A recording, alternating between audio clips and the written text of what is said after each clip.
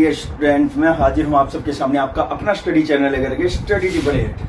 देखिए, आप लोगों के कहने पर मैं ये वीडियो लेकर के आया हूँ और इस वीडियो में हम लाइव स्टडी करेंगे। तो देखिए, यहाँ पर लाइव लिखा हुआ है, लाइव स्टडी टिपलेट लिखा हुआ है। बहुत से स्टूडेंट के आग्रह करने पर, बार बार कहने पर काफ़ी समय से मैसेज आ रहे थे और कुछ स्टूडेंट्स तो पर्सनली फ़ोन करके भी बोल रहे थे कि सर लाइव आकर के आप हमें पढ़ाएं, और लाइव आकर के पढ़ाने से आपको बेनिफिट भी है, ये मैं मानता हूँ। और इसी डिमांड को देखते हुए आज मैं आप लोगों के सामने हाजिर हूँ लाइव वीडियो के साथ। देखिए, इसका सबसे ज़्यादा बेनिफिट तो ये है कि एक साथ जब स्टूडेंट वीडियो से ज़्यादा स्टूडेंट जब जुड़ते हैं तो उनके अलग अलग क्वेश्चन जो हैं वो पूछते हैं, और उसके माध्यम से देखने वाले स्टूडेंट भी जो हैं वो अच्छे से जो है उनको समझ लेते हैं, पढ़ लेते हैं। तो कुछ क्वेश्चन जो हैं उनके ध्यान में नहीं आते, वो दूसरे स्टूडेंट के माध्यम से उनको पता चलते हैं। तो जितने भी स्टूडेंट इस वीडियो को देख रहे हैं, ज़्यादा से ज़्यादा इस वीडियो के लिंक को शेयर करें, ताकि और भी ज़्यादा से ज़्यादा स्टूडेंट हमारे इस लाइव वीडियो के साथ जुड़ सकें। तो आइए देखते हैं कितने स्टूडेंट हैं अब तक हमारे जो जुड़े हुए हैं।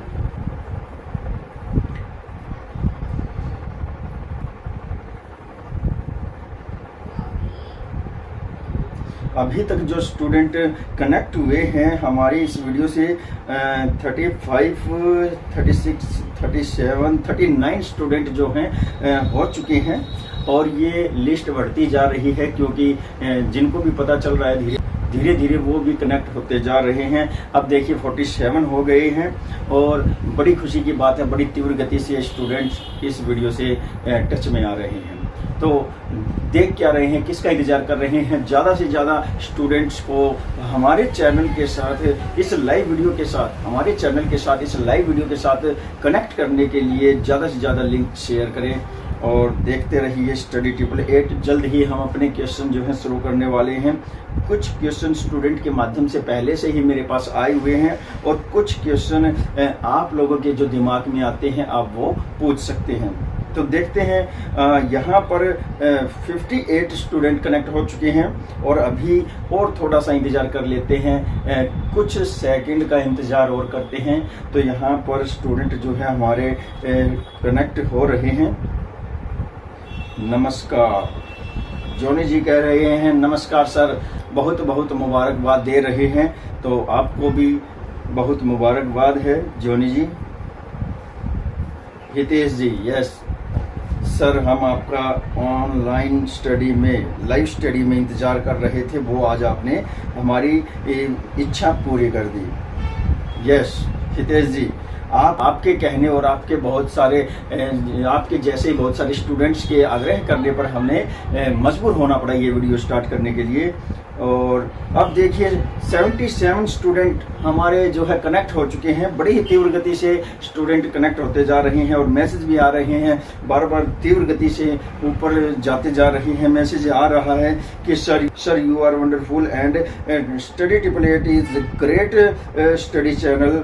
यस, ये आप लोग ने ठीक कहा है, क्योंकि ये एक ग्रेट स्टडी चैनल है और इस पर मुझे घमंड नहीं है, फक्र है। ये बहुत से स्टूडेंट के काम आ रहा है। 91 स्टूडेंट टच में आ चुके हैं। बहुत ही बढ़िया यहाँ रिस्पांस मिल रहा है इस वीडियो का। बस स्टूडेंट जितने भी देख रहे हैं, कुछ सेकंड की और बात है, और जैसे ही हैंडल से क्रॉस कर जाते हैं हम अपनी वीडियो शुरू कर देते हैं। यहाँ पर अनुराग आए हैं। यस अनुराग जी नमस्कार, आपको भी बहुत बहुत बधाई। सौरभ आए हैं। सौरभ कह रहे हैं कि सर पहला क्वेश्चन मेरा पूछा जाए। जी क्यों नहीं, आपका पहला क्वेश्चन पूछेंगे। सौरभ चलिए शुरू करते हैं। 105 स्टूडेंट कनेक्ट हो रहे हैं, और इसके साथ साथ और भी कंटिन्यू हमारे इस वीडियो से जो है जुड़ते जा रहे हैं, स्टूडेंट जो हैं जुड़ते जा रहे हैं। तो बड़ी खुशी की बात है, 111 हो गए हैं। तो देखिए हम अपनी वीडियो शुरू करते हैं, सौरभ से शुरू करते हैं, क्योंकि सौरभ ने पहला जो है मैसेज ये आग्रह किया है कि सर मेरे क्वेश्चन से ही शुरू किया जाए। क्यों नहीं, जरूर करेंगे। तो देखते हैं, क्वेश्चन नंबर 1 है, सौरभ का क्वेश्चन ये है कि सर आप ये बताए कि सौरभ कह रहा है कि सर ये बताए कि भारत की राजधानी दिल्ली को कब बनाया गया। तो बहुत ही बढ़िया प्रश्न है। तो भारत की जो राजधानी है उसको दिल्ली ट्रांसफर किया गया 1911 ईस्वी में। 1911 ईस्वी में उसे दिल्ली के लिए ट्रांसफर किया गया। इससे पहले जो है कोलकाता हमारे भारत की राजधानी होती थी। बहुत ही बढ़िया क्वेश्चन है आपका। 1911 एक बहुत ही फेमस ईयर है।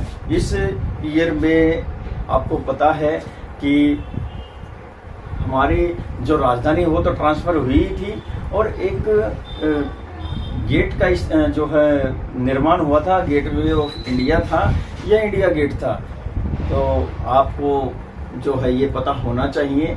तो इंडिया गेट जो है हमारा यहाँ निर्मित किया गया था। तो आगे देखते हैं। रघु राम जी आए हैं।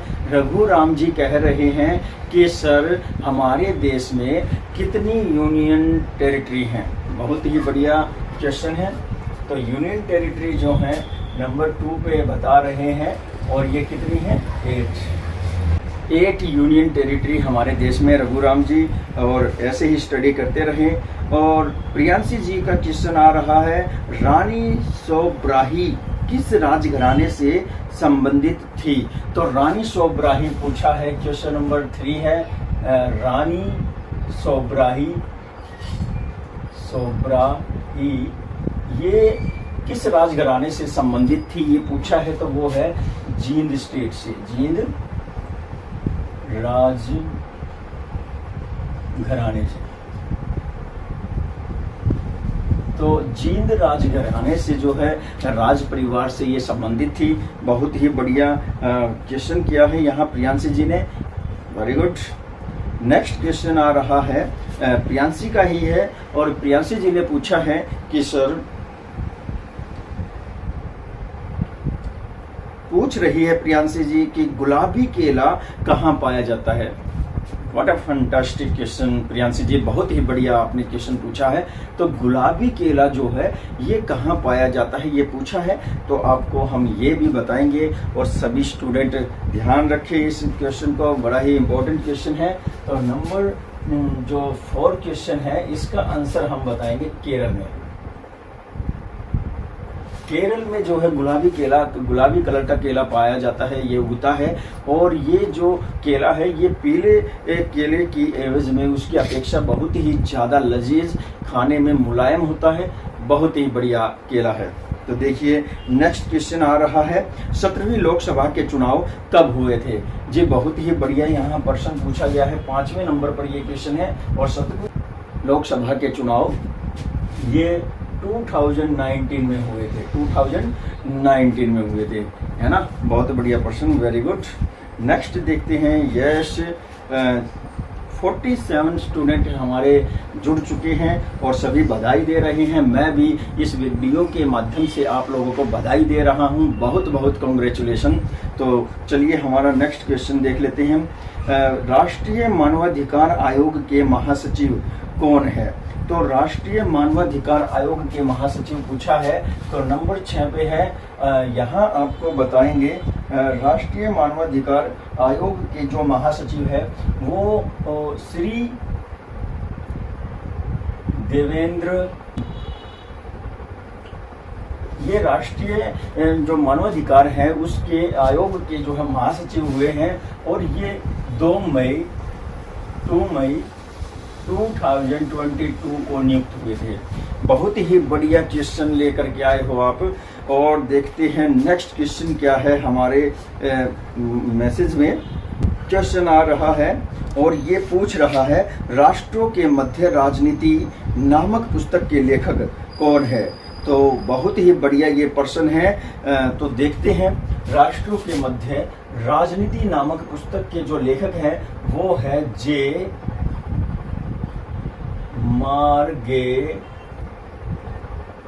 मार्गेनथाउ। तो ये हमारा आंसर है। बहुत ही बढ़िया यहाँ पर क्वेश्चन पूछा है। वेरी गुड प्रियांशी जी। और प्रियांशी के द्वारा ही क्वेश्चन पूछा गया है और ये क्वेश्चन में पूछ रही है राष्ट्र की भावनात्मक एकता के समर्थक विद्वान का नाम बताइए। तो राष्ट्र की भावनात्मक एकता का जो समर्थक हुए हैं, तो बहुत ही बढ़िया यहाँ पर प्रश्न है। ये एक नंबर क्वेश्चन है और इसमें जो है आपका आंसर बनता है जॉन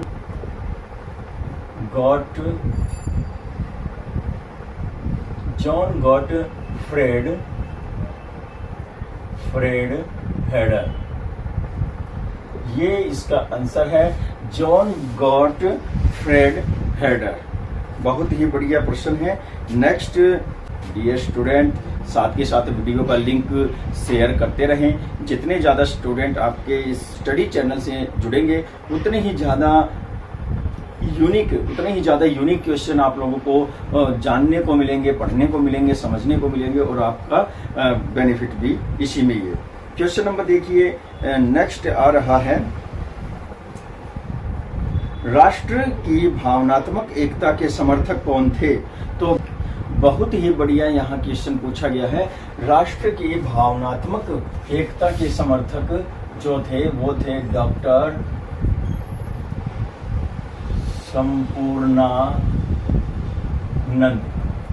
संपूर्णानंद जो है ये समर्थक थे। राष्ट्र की भावनात्मक एकता के ये प्रबल समर्थक थे। ये मानते थे कि भावनात्मक रूप से अपने जो राष्ट्र होता है उसको जुड़ा हुआ होना चाहिए। बहुत ही बढ़िया प्रश्न है। क्वेश्चन नेक्स्ट देखते हैं। क्वेश्चन और आ रहा है हमारे पास, बड़ा ही अच्छा क्वेश्चन है। हाँ जी रितिका जी नमस्कार, बहुत ही बढ़िया आप पढ़ा रहे हैं सर, धन्यवाद। आप भी बहुत अच्छे से पढ़ रहे हैं। जब स्टूडेंट अच्छे से पढ़ रहे होते हैं तो टीचर का मन अपने आप ही पढ़ाने का करता है। तो आप भी क्वेश्चन पूछा करें। प्रश्न आया है, पहला गैस गठबंधन सम्मेलन कहाँ हुआ था?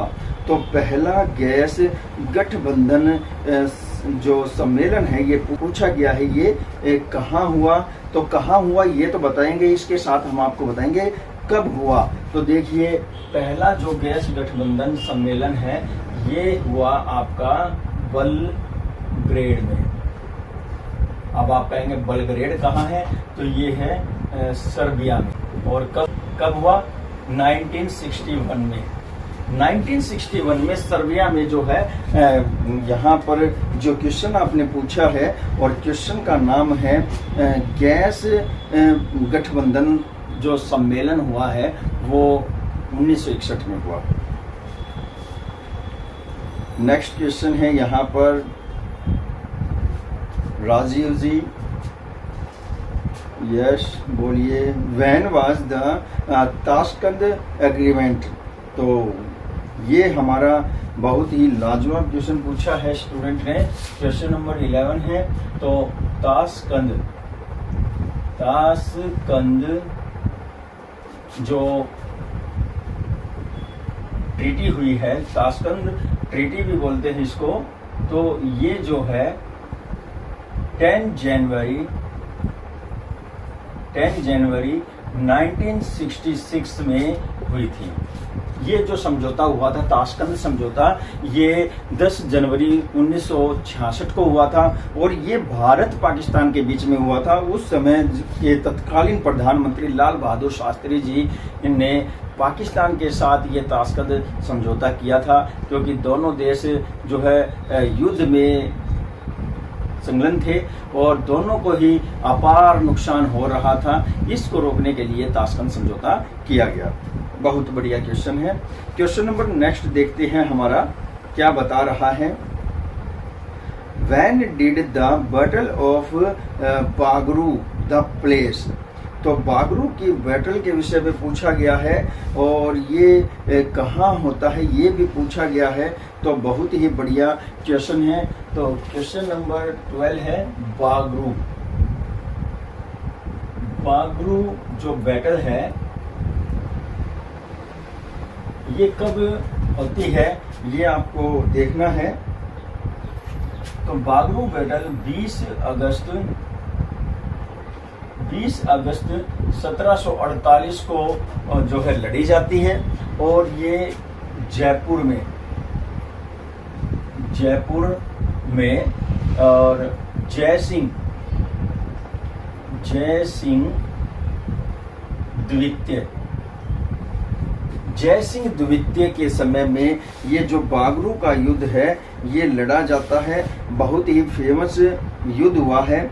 ये जय सिंह द्वितीय जो है इसकी डेथ हो जाती है और इसकी डेथ हो जाती है। बहुत ही बढ़िया ये क्वेश्चन है। बागरू का युद्ध ये 20 अगस्त 1748 में हुआ, जयपुर में हुआ, जय सिंह की मृत्यु हुई। देखिए एक ही क्वेश्चन में आपको अनेक क्वेश्चन मिल रहे हैं, तो डियर स्टूडेंट मन लगा करके ऐसे ही पढ़ते रहें। आप लोगों से आग्रह किया जा रहा है कि जितना ज़्यादा हो सके वीडियो को देखें, लाइक कमेंट शेयर ज़रूर करें और इस वीडियो का लिंक जल्द से जल्द भेजते रहें। जितने भी स्टूडेंट देख रहे हैं प्लीज़ प्लीज़ नीचे कॉर्नर में देखिए, आपको एक ऐसा अंगूठे का निशान मिलेगा और इसको आप दबा दीजिए ज़रा, ताकि हम नेक्स्ट क्वेश्चन की तरफ चल सके। तो अभिषेक आए हैं। अभिषेक जी नमस्कार, बहुत ही बढ़िया, आपका स्वागत है स्टडी 888 पर। पहली बार आए हैं, कह रहे हैं कि सर मैं स्टडी तो नहीं करता लेकिन आपकी वीडियो देखने में मज़ा आता है। ऐसे क्वेश्चन, इंटरेस्टिंग क्वेश्चन आप पूछते हैं या बताते हैं जिनको सुन कर के नॉलेज इंक्रीज होती है। Very good. आप क्या जॉब करते हैं अभिषेक जी? आप हमें बताएं क्या जॉब करते हैं। यस सर मैं मेडिकल कंपनी में मार्केटिंग। वेरी गुड, बहुत अच्छा जॉब कर रहे हैं मार्केटिंग। आपकी क्वालिफिकेशन क्या है? यस आपकी क्वालिफिकेशन है हाँ BSc.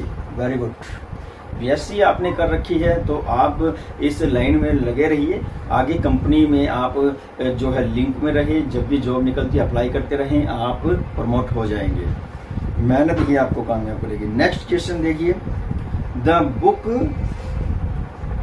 Origin of species by natural selection was written by. Question पूछा है स्टूडेंट के द्वारा कि कह रहा है question, the book origin of species by natural selection was written by. तो ये जो पूछा गया है क्वेश्चन, ये बड़ा ही पेचीदा क्वेश्चन पूछा गया है कि यहाँ इसकी हिंदी में आपको बताना चाहूँगा। एक ऐसी बुक लिखी गई है जो प्रजातियों की उदय से संबंधित है, प्राकृतिक रूप से वो कैसे उदय होते हैं और उसका जो सिलेक्शन है वो कैसे हुआ है और ये किसने लिखी है? तो चार्ल्स डार्विन ने लिखी है। क्वेश्चन नंबर 13 है चार्ल्स डार्विन। ग्रेट क्वेश्चन, बहुत ही बढ़िया आपका क्वेश्चन है। नेक्स्ट क्वेश्चन ले लेते हैं, महाद्वीपीय ढाल की प्रवणता क्या है? तो महाद्वीपीय ढाल की प्रवणता पूछा है, बहुत ही बढ़िया प्रश्न है। और यहाँ देखिए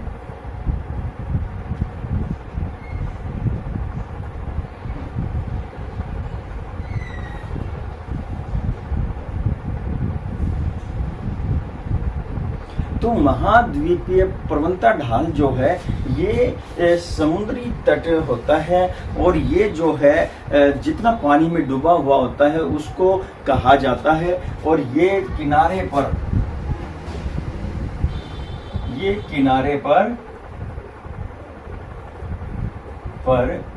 40% जो है जलमग्न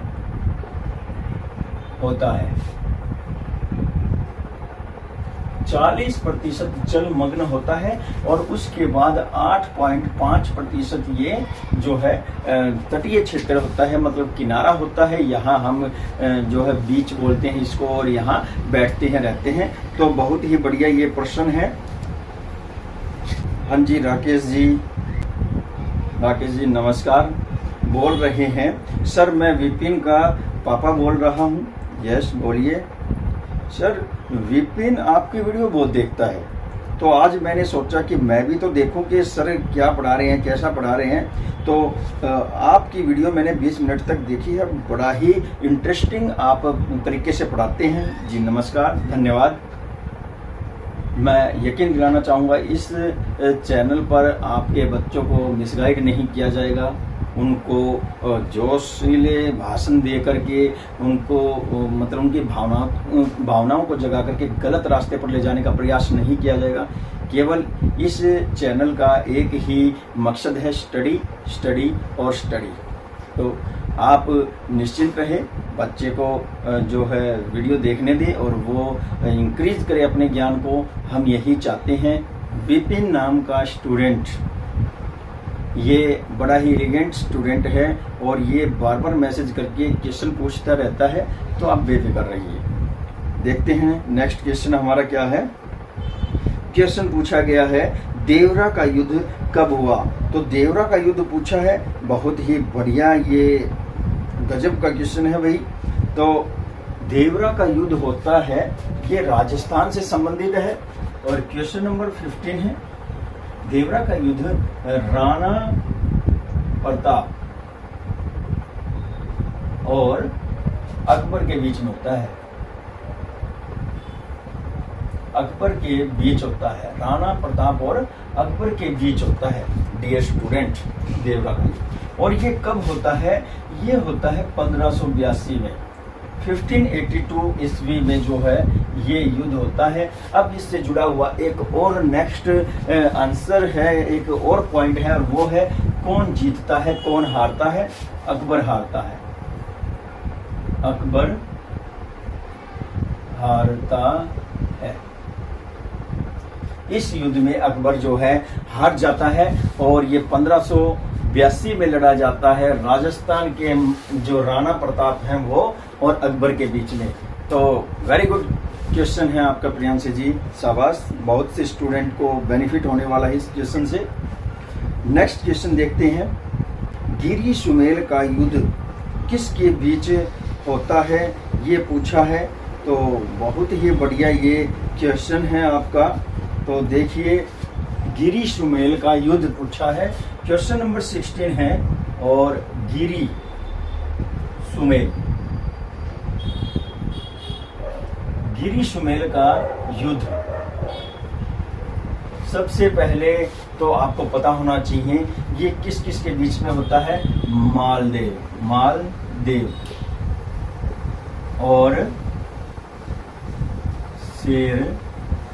मालदेव और शेरशाह के बीच में गिरी सुमेल का युद्ध होता है। और अब आप देखिए, आपको इतना पता है और क्वेश्चन को घुमा फिरा करके जो है कंपटीशन एग्जाम में पूछ लिया, मान लीजिए पर्सन में पूछ ले कि गिरी मेल का युद्ध कब हुआ। आपको ये नहीं पता कब हुआ, किस साल हुआ, लेकिन आपको ये जरूर पता है कि मालदेव, जोधपुर के जो मालदेव हैं, जोधपुर के जो मालदेव हैं ये, और दिल्ली के शेरशाह के बीच में हुआ है।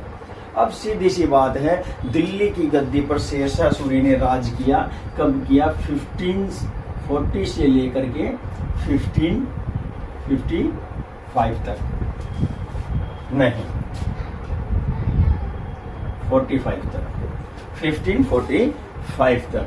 तो ये ध्यान रखें। अब कहीं ना कहीं 40 से लेकर के और यहाँ तक इस क्षेत्र में ही 40 से लेकर के 45 तक ही ये युद्ध लड़ा गया है। तो आपको मैं बता देता हूँ, जब भी आपको ऑप्शन मिले तो सीधी सी बात है, समझ जाना कि इस समय के दौरान है। तो इसका आंसर बनेगा 44, 1500। तो राइट आंसर आ गया 1544 में ये जो है युद्ध लड़ा जाता है, गिरी सुमेल का युद्ध। और जोधपुर के शासक हुए हैं मालदेव जी, और दिल्ली की गद्दी पर बैठे थे अफगान शासक शेरशाह सूरी। इनके बीच में ये एक युद्ध होता है। बहुत ही बढ़िया तरीके से हमारे स्टूडेंट क्वेश्चन पूछ रहे हैं, मुझे भी पढ़ाने में मजा आ रहा है। इतने जो है छिपे हुए क्वेश्चन जो आप पूछ रहे हैं। नेक्स्ट देखते हैं क्या क्वेश्चन आया है। मिस्ट्रल पवन कहाँ बहती है? वेरी गुड, बहुत ही बढ़िया यहाँ पर क्वेश्चन है। तो यहाँ पूछा है मिस्ट्रल एक पवन धारा है और ये कहाँ बहती है?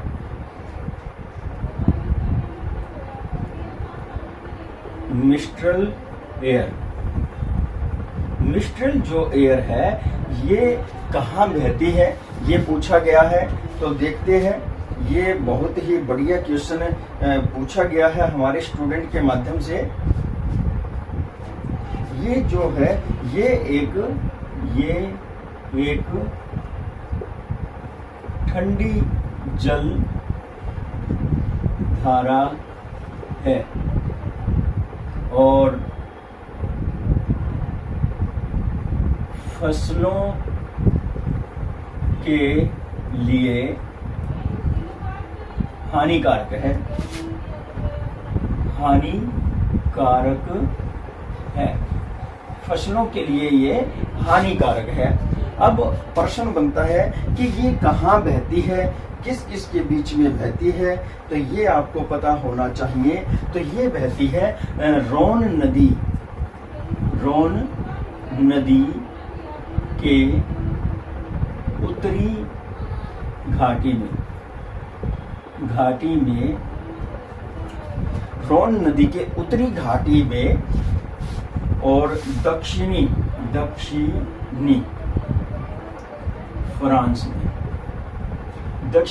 फ्रांस में बहती है।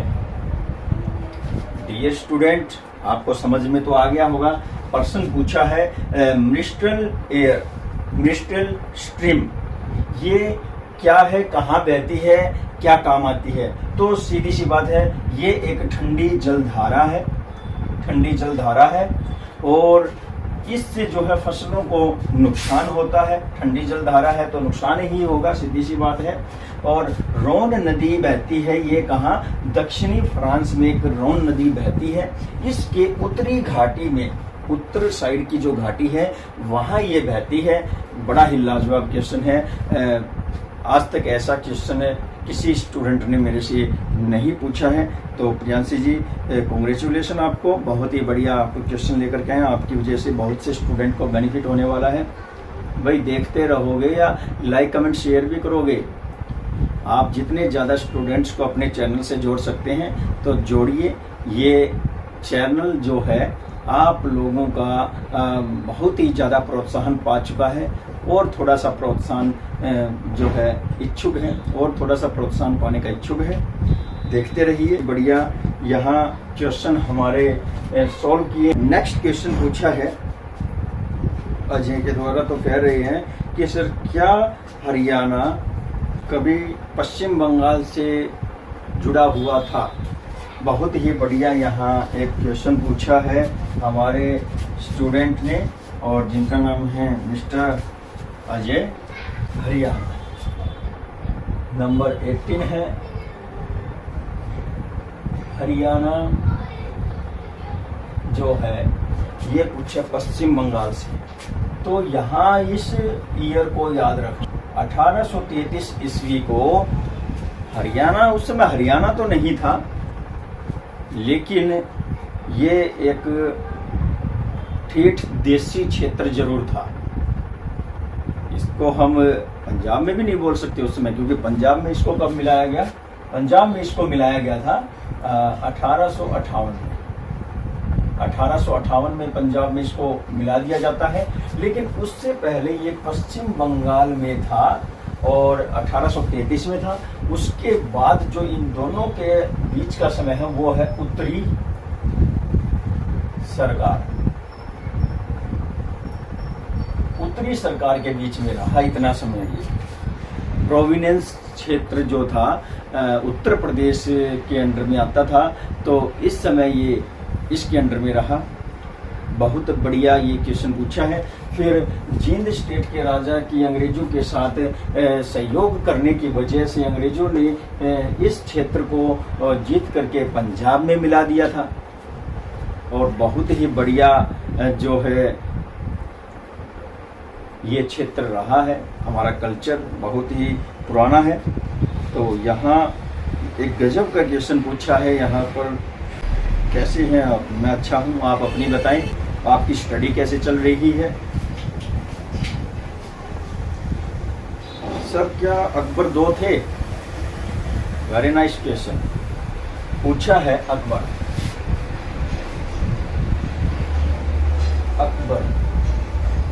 एक तो ये अकबर हुआ है जो है कि 1542 में जन्म लेता है और 1605 में इसकी डेथ हो जाती है। और दूसरा जो अकबर है ये हुआ है औरंगजेब के बाद।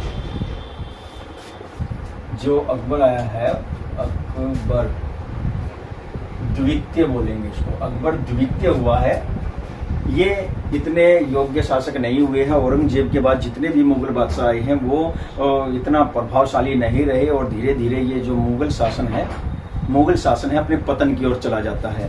तो एक अकबर तो ये था और बड़ा ही रोमांचक इसका कैरेक्टर रहा है। और दूसरा जो अकबर था वो औरंगजेब के बाद आया था और ये द्वितीय के नाम से जाना जाता है। क्लियर? हाँ जी सर, ये बताएं हरियाणा में कितने डिविजन्स हैं? तो डिविजन्स के विषय में पूछा है, बड़ा ही यूनिक क्वेश्चन है और पता होना चाहिए हमें कितने हैं। 20 नंबर क्वेश्चन है और इसका आंसर है 6 डिवीजन। 6 डिवीजन अभी नए डिवीजन बने हैं, फरीदाबाद, करनाल।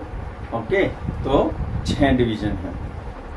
नेक्स्ट क्वेश्चन है, हाँ, यमुना नहर। प्रश्न पूछा है, सर क्या अपने हरियाणा में यमुना नदी आती है?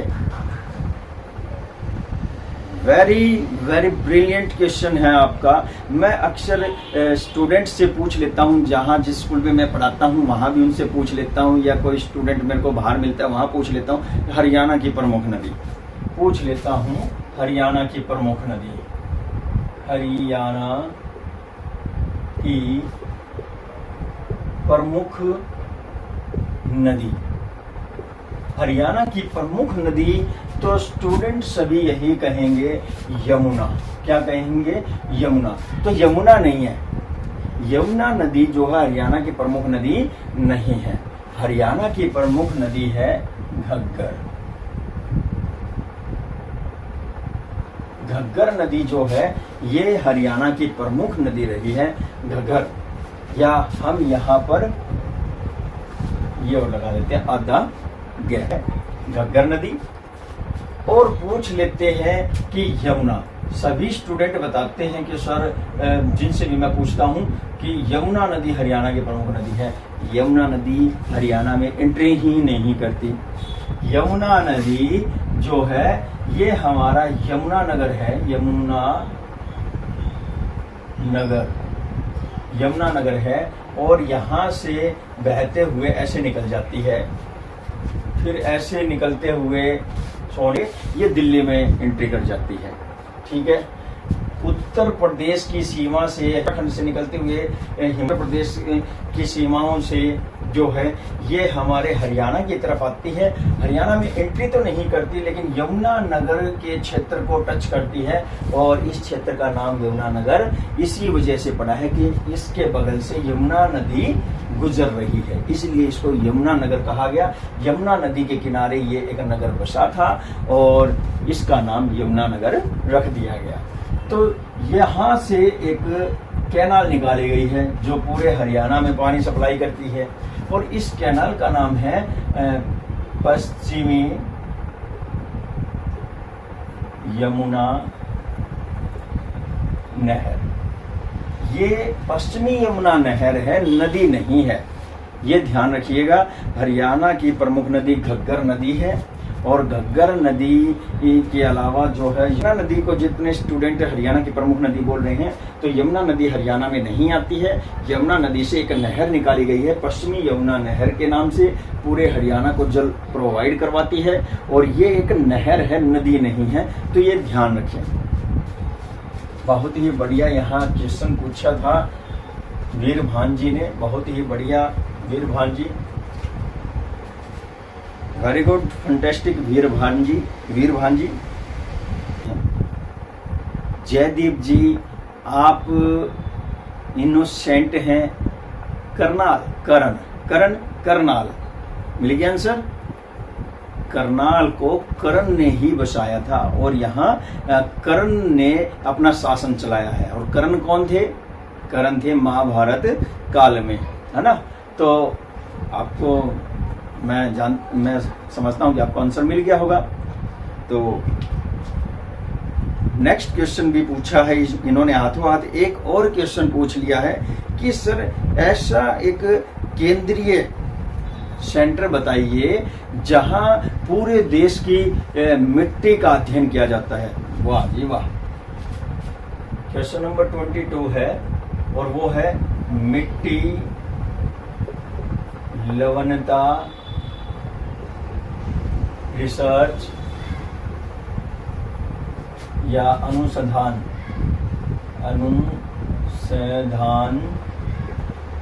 केंद्र। तो देखिए मिट्टी लवणता अनुसंधान केंद्र यहाँ मौजूद है करनाल में।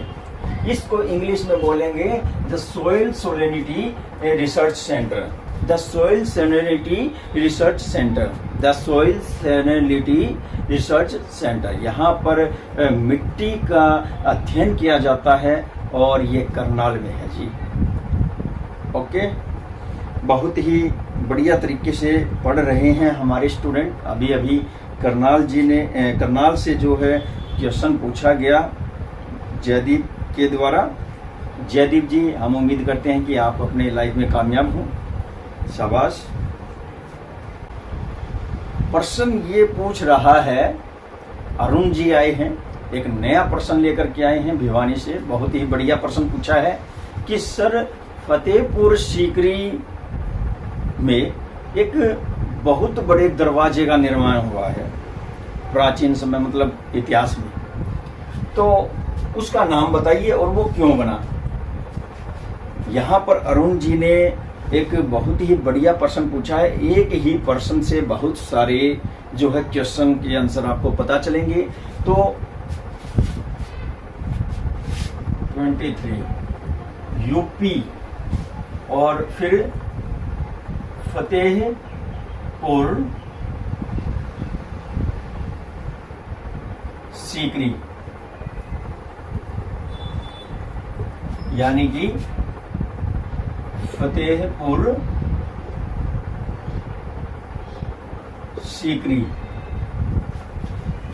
यूपी में फतेहपुर सीकरी में एक विशाल दरवाजे का निर्माण हुआ और इस दरवाजे का निर्माण जो है गुजरात विजय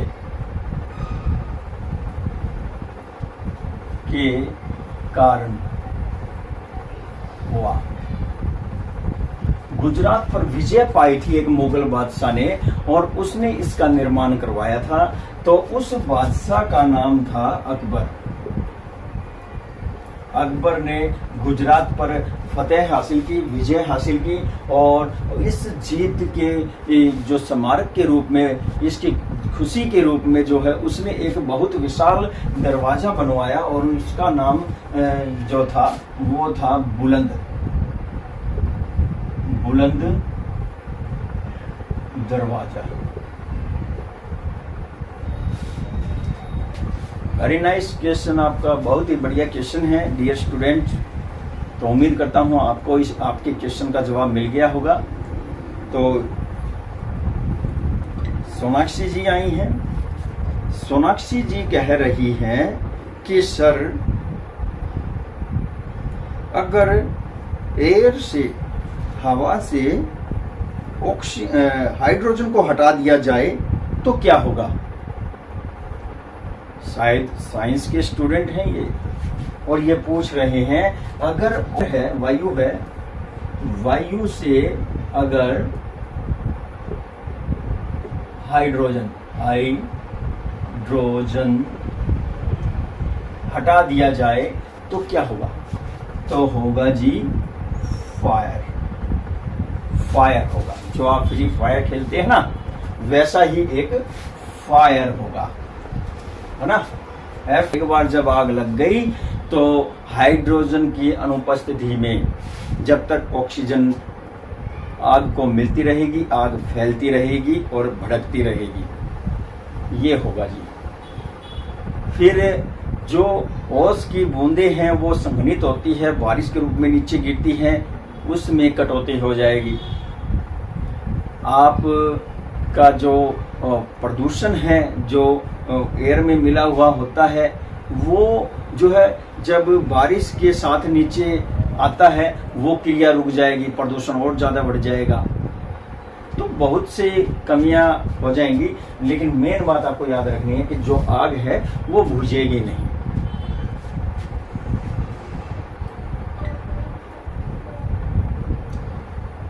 सर, महाद्वीपीय विस्थापन का सिद्धांत किसने दिया? स्टूडेंट ऋतिक है और पूछ रहे हैं कि महाद्वीपीय विस्थापन का सिद्धांत किसने दिया। तो आप जानते हैं किसने दिया, और वो है वेगनर। अल्फ्रेड वेगनर ने महाद्वीपीय विस्थापन का सिद्धांत दिया था। किसने दिया था? अल्फ्रेड वेगनर ने। नेक्स्ट देख लेते हैं।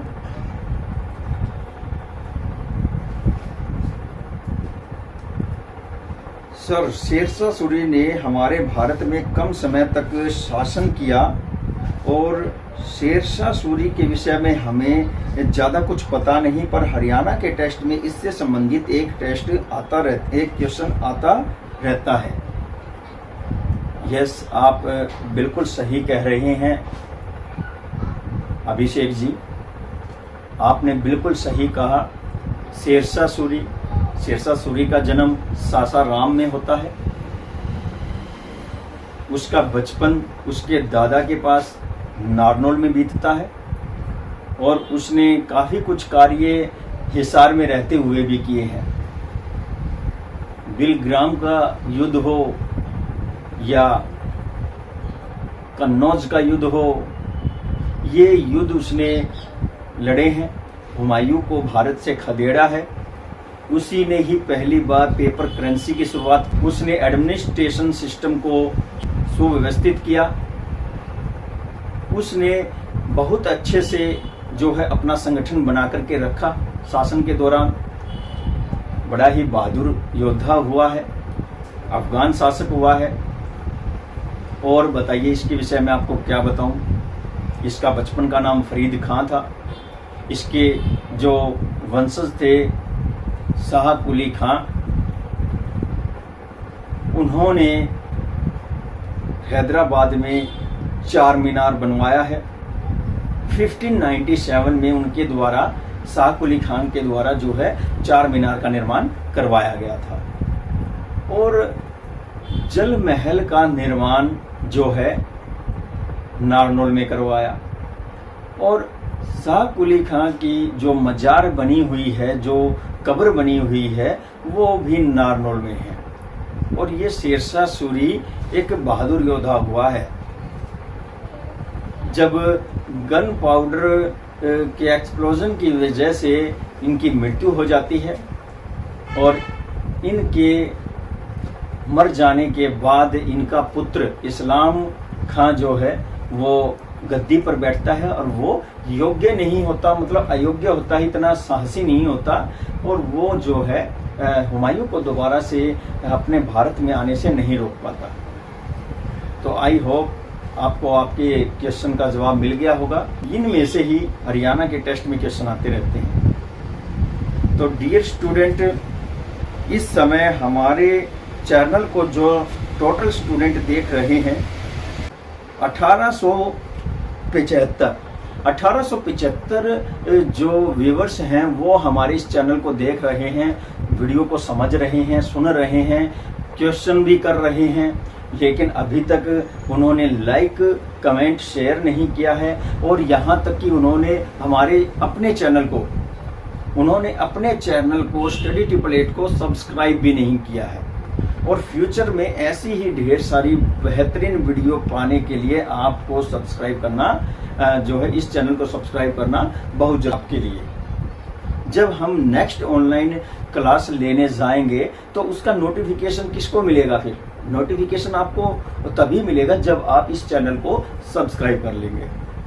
सब्सक्राइब के लिए कहने का मतलब बस यही है कि आपके पास नोटिफिकेशन जाए, ज़्यादा से ज़्यादा आप हमारी वीडियो से जुड़ें। जितने स्टूडेंट जुड़ेंगे उतने ही ज़्यादा पेचीदा क्वेश्चन हमारे सामने निकल करके आएंगे और हमारे जो स्टूडेंट हैं इसी तरह से जो है आगे बढ़ें।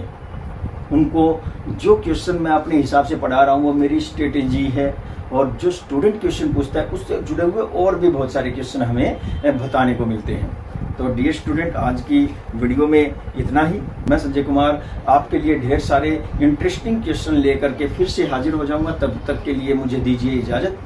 नमस्कार, जय हिंद।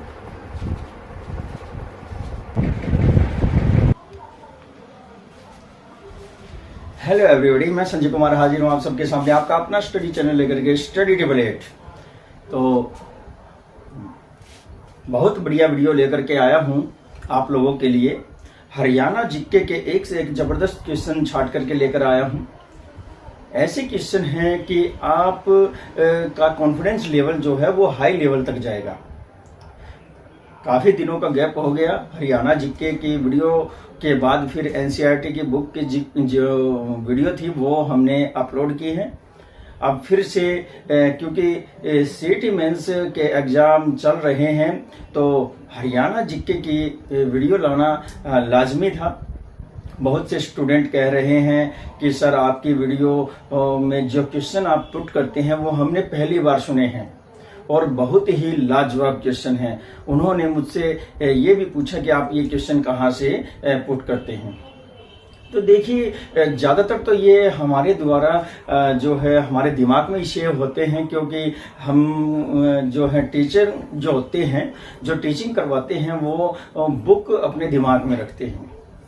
अब रही बात हरियाणा के कल्चर की, तो हरियाणा से जुड़े हुए हैं और काफ़ी टेस्ट पर नज़र रहती है कौन से क्वेश्चन आ रहे हैं। जब मैं कोचिंग सेंटर में पढ़ाता था तो उसी समय से ही ये सारे क्वेश्चन मेरे माइंड में हैं और रहती है। अपडेट रहने की आवश्यकता होती है और वो होती है करंट अफेयर के लिए। तो उसके लिए हम टाइम पर जो है हरियाणा की न्यूज़ पर नज़र रखते हैं। तो देखिए, बहुत ही बढ़िया वीडियो है। एकाग्रचित होकर के इसको ध्यान से सुने। आप लोगों को बेनिफिट तभी हो जब इस वीडियो को 2 से 3 बार आप जरूर सुने। ऐसे क्वेश्चन हैं आप लोग स्वयं ये कहेंगे कमेंट करके कि सर लाजवाब क्वेश्चन है। तो अगर आपको वीडियो अच्छी लगे तो कमेंट शेयर जरूर करिएगा। तो आइए अपनी वीडियो शुरू करते हैं। हरियाणा जीके के क्वेश्चन है। क्वेश्चन नंबर 1 है, 1486 ईस्वी में शेर शाह का जन्म कहाँ हुआ था? बड़ा ही लाजवाब क्वेश्चन है। ऐसे क्वेश्चन हैं आप लोग स्वयं ये कहेंगे कमेंट करके कि सर लाजवाब क्वेश्चन है। तो अगर आपको वीडियो अच्छी लगे तो कमेंट शेयर जरूर करिएगा। तो आइए अपनी वीडियो शुरू करते हैं। हरियाणा जीके के क्वेश्चन है। क्वेश्चन नंबर 1 है, 1486 ईस्वी में शेर शाह का जन्म कहाँ हुआ था? बड़ा ही लाजवाब क्वेश्चन है। 2016 में पटवारी और कलरक के एग्जाम हुए थे, उनमें ये क्वेश्चन पूछा गया था। और यहाँ HSC जो कैंडिडेट्स होते हैं उनको चक्कर में फंसाने की कोशिश करता है। देखिए, शेरशाह सूरी नारनौल क्षेत्र से संबंध रखने वाला एक ऐसा बहादुर योद्धा हुआ है जिसने बिहार तक के क्षेत्र पर अपना शासन स्थापित कर लिया था और बहुत ही उच्च कोटि का इनका चरित्र रहा है। इन्होंने हुमायूं को भारत से दिल्ली की जो राजगद्दी है वहां से खदेड़ दिया था।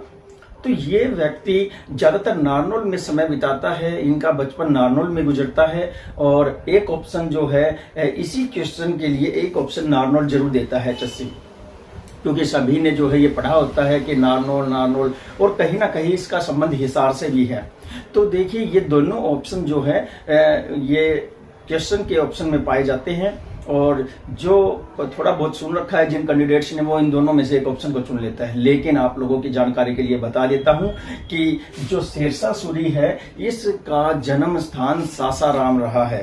सासाराम बहुत कम स्टूडेंट जानते हैं, आप ध्यान रखिए। पहला ही क्वेश्चन मैंने इसको इसलिए लिया है क्योंकि अब तक हरियाणा स्टेट के जितने भी एग्जाम हुए हैं उनमें सबसे ज्यादा घूम फिर करके घूम फिर करके यही क्वेश्चन आता रहता है। तो इस क्वेश्चन को याद रखें, सासाराम में शेरशाह सूरी का जन्म हुआ।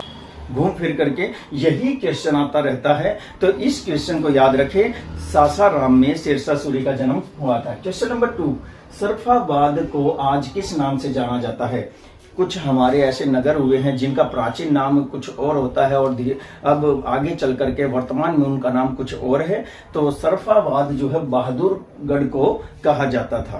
क्वेश्चन नंबर 3 है, बलराम की मूर्ति किस स्थान से प्राप्त हुई? तो बलराम की मूर्ति पूछा है, भगवान श्री कृष्ण के बड़े भाई हुए हैं बलराम, और उनकी मूर्ति जो है वो रोहतक से प्राप्त हुई है। क्वेश्चन नंबर 4 है, महाभारत में नकुल ने किन क्षेत्रों को जीता था? तो महाभारत के समय जो नकुल हुए हैं, पांडवों के छोटे जो ब्रदर हुए हैं, उन्होंने भिवानी क्षेत्र को जीत लिया था। क्वेश्चन नंबर 5, सूरजमल ने किसानों का नेतृत्व कब किया था? देखिए, अंग्रेजों के रूल के समय की बात है और अंग्रेज एक के बाद एक धीरे धीरे हमारे हरियाणा क्षेत्र पर कब्जा करते जा रहे थे। 1803 से शुरुआत वो हरियाणा पर कर देते हैं और ये जो है 1839-40 तक आते आते पूरे हरियाणा पर अपना रूल स्थापित कर लेते हैं। और इसमें सबसे बड़ी भूमिका निभाते हैं जींद स्टेट के महाराज की। जो जींद स्टेट के महाराज है वो अंग्रेजों के फेवर में होते हैं, हरियाणा में एंट्री का उनको रास्ता देते हैं। धीरे धीरे अंग्रेज एक एक परगने को अपने शासन में मिलाते चले जाते हैं और जहां जो क्षेत्र ज्यादा विरोध करता था उनको घेर करके उनका शोषण किया जाता था। तो यहाँ बताया गया है कि यहाँ सूरजमल ने किसानों का नेतृत्व कब किया था? जब रोहतक, हिसार और गुरुग्राम क्षेत्र जो थे उस समय, वहां पर अंग्रेज अपना आधिपत्य स्थापित करना चाहते थे और उन्होंने अपनी गतिविधियां इस क्षेत्र में शुरू कर दी थी। तभी एक जो किसान नेता हैं वो सामने आए और उन्होंने किसानों को एकत्रित किया, जाटों को इकट्ठा किया और 1824 में जो है जो ब्रिटिश ईस्ट इंडिया कंपनी थी उसका विरोध करना शुरू कर दिया था। क्वेश्चन नंबर 6 है, असहयोग आंदोलन हरियाणा में किस स्थान से प्रसिद्ध था?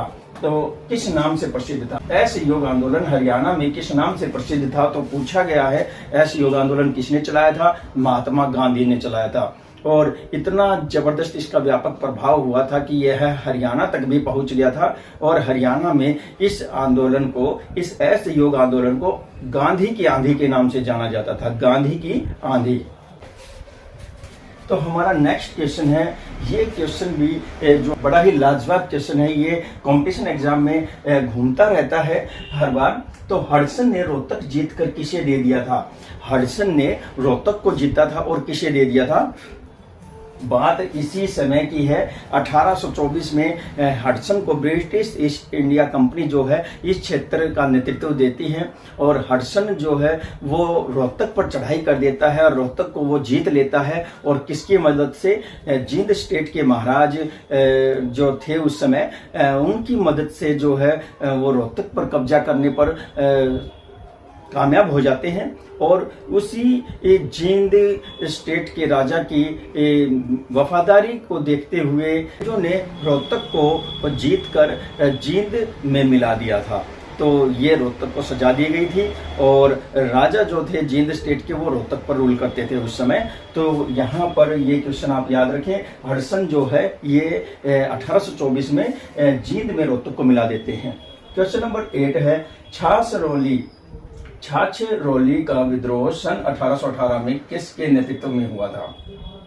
तो छाछरौली सबसे पहले ये बताइए है कहाँ? छाछरौली जो है ये यमुनानगर में है और बड़ा ही एक बढ़िया क्षेत्र रहा है ये उस समय। और यहाँ पर ये परगना होता था और छाछरौली जो है ये छाछरौली 1818 में जो है विद्रोह कर देता है अंग्रेजों के खिलाफ। और इसका नेतृत्व, इस विद्रोह का नेतृत्व जो है वो जोध सिंह करते हैं। कौन करते हैं? जोध सिंह। क्वेश्चन नंबर 9 क्या कह रहा है? 1824 में किस क्षेत्र के लोगों ने अंग्रेजों को लगान देना बंद कर दिया था? तो देखिए 1825 की बात है। 1824 में जो है रोहतक क्षेत्र पर जब अंग्रेजों का अधिकार हो गया था, तो रोहतक और रोहतक के गांव जो होते थे उस समय, क्योंकि रोहतक उपमंडल जो झज्जर उपमंडल था और रोहतक एक तरह से डिवीजन बना दिया था अंग्रेजों ने, तो उस समय जितने भी गांव होते थे इसके आसपास, तो वो सारे ही अंग्रेजों के अधिपत्य में आ गए थे। उनमें से एक कस्बा ऐसा था जिसके किसानों ने, जिसके लोगों ने जो है अंग्रेजों को लगान देना बंद कर दिया था, और वो कस्बा था चरखी दादरी। चरखी दादरी के लोगों ने अंग्रेजों को लगान देना बंद कर दिया था 1825 में। क्वेश्चन नंबर 10 क्या कह रहा है, पूरे हरियाणा में कांग्रेस की स्वर्ण जयंती किस दिन मनाई गई? तो पूरे हरियाणा प्रदेश में कांग्रेस की स्वर्ण जयंती बनाई गई थी, और ये कब बनाई गई थी? 28 दिसंबर 1935 को। 28 दिसंबर 1935 को कांग्रेस की स्वर्ण जयंती हरियाणा में बनाई जाती है। क्वेश्चन नंबर 11 क्या कह रहा है, हरियाणा में जैन धर्म का प्रमुख केंद्र क्या था? तो हरियाणा में जैन धर्म के लोग भी हुए हैं, और ये क्षेत्र जो है ये क्षेत्र पृथ्वीराज चौहान की भी राजधानी रहा है, और इस क्षेत्र का नाम है हासी। हासी इस क्षेत्र का नाम है। क्वेश्चन नंबर 12 क्या कह रहा है, 3 जुलाई 1919 को रोलेट एक्ट का विरोध कहाँ हुआ? 3 जुलाई 1919 को रोलेट एक्ट का विरोध होता है हरियाणा में। जब रोलेट एक्ट आता है तो इसका विरोध सबसे पहले हरियाणा में अंबाला शहर में होता है। कहाँ होता है? अंबाला शहर में। बहुत ही बढ़िया प्रश्न है, इस वीडियो को 2 से 3 बार जरूर देखिएगा, और गैप करके 5-7 दिन में एक बार फिर से देख लेना। ये क्वेश्चन आपको बिल्कुल मुंह जुबानी याद हो जाएंगे। और आपका क्वेश्चन नंबर 13, आइए देख लेते हैं हमारा क्वेश्चन नंबर 13 क्या कह रहा है, हरियाणा में होम रूल लीग के प्रमुख नेता कौन थे? तो हरियाणा में होम रूल लीग हरियाणा में जब पहुंचा था, तो इस आंदोलन का जो नेतृत्व है वो हरियाणा के किस व्यक्ति ने किया था? पंडित नेकीराम शर्मा ने किया था। जी हाँ, पंडित नेकीराम शर्मा। पंडित नेकीराम शर्मा अपने व्यक्तित्व के धनी थे, और गरीब कुचले और असहाय लोगों के साथ वो हमेशा खड़े रहते थे, और इनको हरियाणा केसरी भी कहा जाता है। पंजाब केसरी लाला लाजपत राय को कहा जाता है, हरियाणा केसरी पंडित नेकीराम शर्मा को कहा जाता है। इनकी कर्म भूमि जो है वो भिवानी रहा है। तो आपने देखा होगा भिवानी में भी इनके नाम से एक चौक है, नेकीराम चौक। और क्वेश्चन नंबर 14, वर्ष 1924 में जमींदार लीग की स्थापना किसने की थी? तो वर्ष 1924 में एक लीग की स्थापना की जाती है जिसका नाम होता है जमींदार लीग, और जमींदारों के जो नेतृत्व करने वाले ये नेता हुए हैं, इनका नाम है चौधरी छोटू राम जी। चौधरी छोटू राम जी ने जमींदार लीग की स्थापना 1924 में की थी। क्वेश्चन नंबर 15 क्या कह रहा है, गोखला जाट और मुगलों में युद्ध कब हुआ था? बड़ा ही विध्वंसक युद्ध हुआ था, जबरदस्त युद्ध हुआ था। ये नारनौल के नसीबपुर गांव के क्षेत्र में यह युद्ध लड़ा जाता है। और गोखला जाट जो थे ये रोहतक, गुरुग्राम, हिसार, भिवानी क्षेत्र के किसान जाट नेता और महेंद्रगढ़ क्षेत्र के किसान जाट नेताओं को अपने साथ लेकर के, किसानों को साथ लेकर के वहां पर जो है औरंगजेब की सेना का मुकाबला करते हैं, और 1669 में इस युद्ध को लड़ा जाता है। बड़ा ही जो है कारगर युद्ध हुआ था। इसमें मुगल बादशाह औरंगजेब जो है इसको दबाने में तो सफल हुए, लेकिन उसके पसीने छूट गए थे। क्वेश्चन नंबर 16 क्या कह रहा है, हरियाणा में सांग की शुरुआत किसने की थी? देखिए, समय समय पर हमारे क्षेत्र में कहीं ना कहीं सांग जो है रचे जाते हैं, सांग किए जाते हैं। आप रागनी अब ज्यादा सुनते हैं, सांग पहले के समय में बहुत ज्यादा किए जाते थे। तो ये सांग प्रथा की जो शुरुआत है हरियाणा में किसने शुरुआत की थी? किशनलाल भट्ट हुए हैं। किशनलाल भट्ट हुए हैं, और ये मेरठ के उत्तर प्रदेश के रहने वाले हैं। ये जब हरियाणा में आकर के रहने लगते हैं तो कुछ उत्तर प्रदेश की संस्कृति का मिश्रण करके, हरियाणा के संस्कृति के साथ मिश्रण करके उन्होंने एक स्वांग जो है पद्धति की शुरुआत की थी। यही हरियाणा में स्वांग के रचनाकार कहे जाते हैं। क्वेश्चन नंबर 17 है, हरियाणवी में रामायण किसने रची थी? तो हरियाणवी में रामायण का अनुवाद किया गया था, और ये किसके द्वारा किया गया था? पंडित रामेश्वर दयाल शास्त्री के द्वारा। पंडित रामेश्वर दयाल शास्त्री जी ने हरियाणा में हरियाणवी भाषा में जो है रामायण को ट्रांसलेट किया था, और बड़ी ही अच्छी रामायण ये चली है। क्वेश्चन नंबर 18 क्या कह रहा है, हरियाणा का पहला दूरदर्शन केंद्र कहाँ शुरू हुआ था। तो हरियाणा में सबसे पहले दूरदर्शन केंद्र आया था तो ये हिसार में आया था, और इसके बाद फिर कुरुक्षेत्र और रोहतक, इन क्षेत्रों में भी जो है दूरदर्शन के केंद्र स्थापित कर दिए गए थे। और एक जो है बहुत ही बढ़िया ये प्रश्न है, तो इसको ध्यान रखिएगा कि हरियाणा में सबसे पहला जो दूरदर्शन केंद्र है वो हिसार में आया था। क्वेश्चन नंबर 19 है, नल दमयंती और राजा भोज स्वांग किसने रचे थे। तो नल दमयंती जो है अपने समय का एक उत्कृष्ट स्वांग कहा जाता है, ये सभी लोगों के जबान पर रचा रहता था। और फिर राजा भोज, ये स्वांग भी बहुत खूब चर्चित हुआ है। तो इन दोनों स्वांगों के रचयिता जो है दीपचंद जी थे। कौन थे? दीपचंद जी। इन्होंने जो है स्वांग ये दोनों लिखे हैं। क्वेश्चन नंबर 20, दिल्ली गुरुग्राम में गोपालगिरी का दुर्ग किसने बनवाया था। तो दिल्ली गुरुग्राम क्षेत्र में गोपालगिरी के दुर्ग बनवाए गए थे। तो ये दुर्ग किसने बनवाए थे? ये जो है दास वंश का एक शासक हुआ है, जिसने मेवात से मेवों को खदेड़ने का भी प्रयास किया था, असफल प्रयास किया था। तो वहां के मेवों ने और हरियाणा क्षेत्र के लोगों ने डट करके बलबन का मुकाबला किया था और उसको यहाँ से खदेड़ दिया था। तो बलबन इस प्रयास में असफल रहा, और बलबन इसका नाम है, जिसने दिल्ली गुरुग्राम क्षेत्र में गोपालगिरी का जो है दुर्ग बनवाए। और बलबन ने लौह और रक्त की नीति को अपनाया था। इसका शासन 1266 से 87 तक जो है रहता है। पूरे हरियाणा पर यह राज करता है।